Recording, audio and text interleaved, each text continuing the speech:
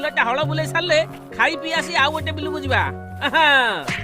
ପାଞ୍ଚଣରେ ପିଟି ଦେଲେ କଣ ଗୋଡରେ ବଳ ପଶିଯିବ? ପେଟକୁ ତ ଖାଦ୍ୟ ଦେଇନି। ଖାଦ୍ୟ ଖାଇଲେ ସିନା ଶରୀର ଶକ୍ତି ପାଇ କାମ କରିବାକୁ ବଳ ଆସିବ। ଆରେ ଏଠି ତ ମୋ ଛଡା କେହି ଗୋଟିଏ ମଣିଷ ନାହାନ୍ତି। କିଏ ଗୋଟେ ମୋ କଥାର ଉତ୍ତର ଦେଲା ପରେ ଜଣା ପଡୁଛି। ଆରେ ଧୋବଲା, ତୋ ଗୋଡରେ କଣ୍ଟା ନା କାଚ ପଶି ଯାଉଛି। ଜଲ୍ଦି ଗୋଡ ପକା। ବିଲାଟା ସରିଗଲେ ଘରକୁ ନେଇକି ଭଲ କରି ଖୁଆଇ ପିଆଇ ପୁଣି ଆଉ ଗୋଟେ ବିଲକୁ ଆଣିବି। ଓହ, ଲାଞ୍ଜଟାକୁ ଛିଣ୍ଡେଇ ଦବ ନା କଣ? ପାଟିରେ ତ କହୁଛ, ଆମକୁ ବୁଝାଉନି। କେତେବେଳେ ପିଠି ପକଉଛ ତ କେତେବେଳେ ଲାଞ୍ଜ ମୋଡି ଦଉଛ। ତମ ମାନଙ୍କୁ ଆଘାତ ଲାଗିଲେ ଯେମିତି କଷ୍ଟ ହୁଏ ଆମକୁ ବି ସେମିତି କଷ୍ଟ ହୁଏ। ଆରେ ଧୋବଲା, ଏ କଥା ଗୁଡାକ ସବୁ ତୁ କହୁଛୁ? ଆରେ ବଳଦ ଦେଇକି ମଣିଷ ଭଳି କେମିତି କହୁଛୁ?